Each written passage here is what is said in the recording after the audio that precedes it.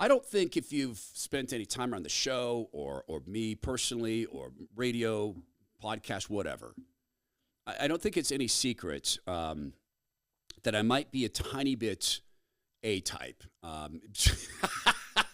Just looking at Alex, a tiny bit of an A-type. Particularly, and I think this manifests a lot in when I decided to become healthy and fit, the focus and some would say obsession I took with that. But there's a reason that I have it. It's not just because I'm an A-type person that is, once I start something, I need to finish it. I'm not good at giving up on projects. I'm not good at not competing. And sometimes that can be great. Other times it can be really detrimental because if it's a thing I shouldn't be competing on, I know I shouldn't be doing this, but I'm going to do it anyway. That's part of being an A-type. But there's another reason that I'm so obsessed with talking about the way our food system has been polluted. And it is because of my dad. My dad doesn't need to be dead. I mean, my family has really good longevity. My grandpa was well into his 80s when he died. And he was my actual biological grandpa. My mom is well into her 80s. My dad doesn't need to be dead. He could have met his granddaughter, my daughter. And I think my daughter's life would have been richer. I think she would have had a really good relationship with my dad. And so I remember my dad and how miserable he was because he was grossly obese. I remember how that affected who he was, what he was willing to do, and how he saw himself. So I have a legitimate reason for being concerned when I see lobbyists in Arizona pretending that soda pop is healthy. And I'll show you this video in a second. There's a lot of pretense, and sometimes it's just that you don't want to really stop and think about something that's immaterial to you. I can tell you right now, I don't carry any illusions that I can cause you to sit and have great moments of introspection on soap, like sitting at home and going, yes, but our soap, and let's talk as a family about soap. So let's not. Let's just make it a super simple thing. There are great big huge companies like Pfizer Consumer Health and Procter & Gamble, et cetera, who mass produce soap with a whole bunch of chemicals, often in partnership with communist China, and it may or may not involve slave labor, and they almost certainly don't care about your values. Or there's Allen Soaps at allensoaps.com/Todd, where the soap is all natural. It's made in the Midwest in America. The family that makes it has 3 generations of soap making expertise. It's what they do. No chemicals, no additives, all natural. The soap company exists, for great soap, fragrances you can't find anywhere else, blends you can't find anywhere else. And their mission is by making amazing soap, they can employ amazing people who the world would otherwise hate. And I'm talking about people who are high up on the autism spectrum, who would be tossed away by the world, but they work at Allen's. We've had a 300% increase in employees since we began working with Allen's.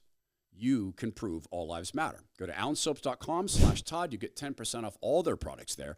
It's allensoaps.com/Todd, a healthier way to care for your body, both spiritually and physically.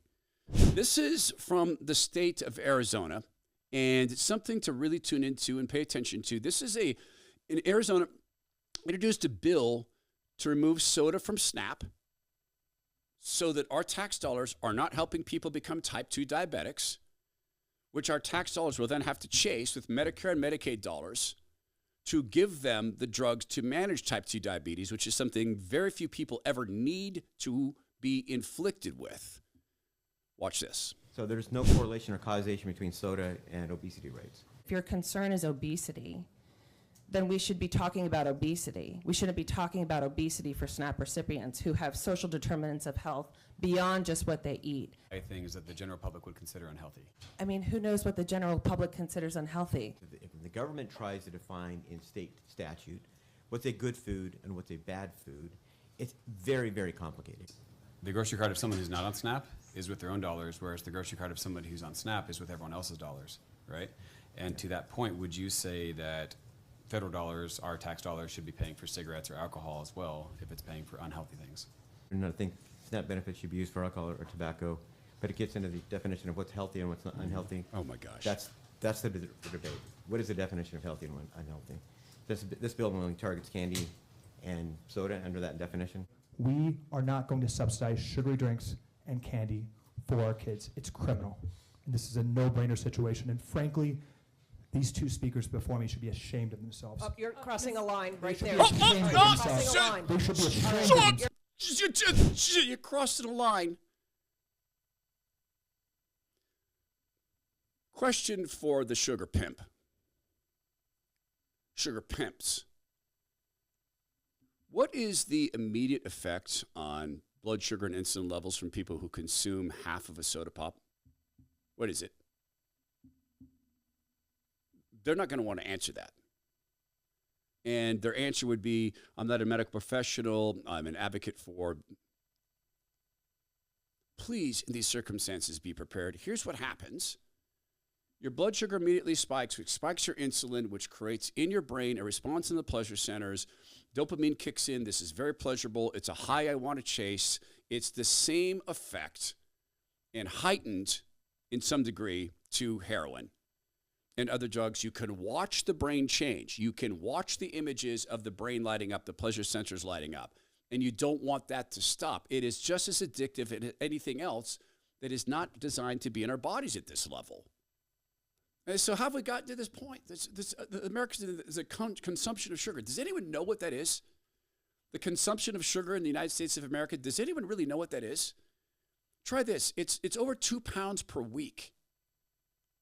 And that doesn't necessarily count everything because sugar has been put into a bunch of foods we'll talk about later.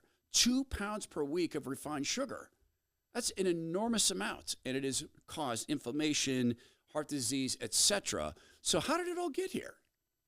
If you want to see a change in Medicare and Medicaid spending, stop subsidizing people getting type 2 diabetes. But then again, Medicare and Medicaid's a great big pass-through financial scam for big pharma and big medicine. This comes from Time magazine about sugar. But what about the consumers? How did they become accustomed to devouring so much sugar, from a spoonful per week to almost a kilogram every week? 2 pounds per week of sugar. In the 19th century, urban workers were often undernourished and lacked energy. According to the medical wisdom of that time, all a proper diet needed was a fair amount of calories, and sugar was the cheapest and fastest way to achieve this. The U.S. Army leadership, as well as their counterparts in Europe and Japan, added sugar to the rations of recruits to increase their endurance. From there runs a straight line to the chocolate bars and Coca-Cola that traveled with the GIs, liberating Europe from the Nazi regime. Absolutely. There was still a belief that this would bring you up. And it felt like it does, because there is that high, and then there's that low, and there's that valley. And you have to chase it. It's like every other drug. To have a sugar high, you have to maintain the sugar high, or you get the sugar low. Back to Time magazine. Government subsidies helped to ensure overproduction, leading to steadily declining prices, which facilitated consumer consumption. In the late 19th century, Europe, farmers switched from wheat to beets to create beet sugar, resulting in beet sugar making up 50% of all internationally traded sugar by 1990. As the U.S. gained imperial power over Hawaii, Cuba, Puerto Rico, and Philippines after 1898, it also built a strong beet sugar economy. Federal government introduced the sugar program in 1934, a system that protected American farmers and provided a market for client states. Throughout the 20th century, the world's largest beet and cane sugar exporters tried to rein in overproduction and sugar dumping, notably through the Brussels Convention of 1902 and the International Sugar Agreement of 1937. These treaties did not hold, however, and the flooding of the world with cheap sugar continued. This doesn't even mention high fructose corn syrup, because the corn people got in on this. And high fructose corn syrup started being put on things like chicken breasts. Not for taste, for the insulin high. I mean, chicken manufacturers are smart. Why don't people want to just continue eating chicken? Because they don't get the same insulin high. So put high fructose corn syrup on a stinking chicken breast. God provided us these common blessings. The common blessings of God in the food he provided is enough to sustain us. A thing looks like a cow, that's something you can eat. There's an apple, it's easily identifiable. The further away you move from God's design, the less good it is for your body, which takes us to the ultimate grocery store swindle, nutritional swindle, which is called distancing. Distancing means this. It is by design to create foods that people crave, but they don't know what they are. For instance, not a lot of us could sit down and make chips.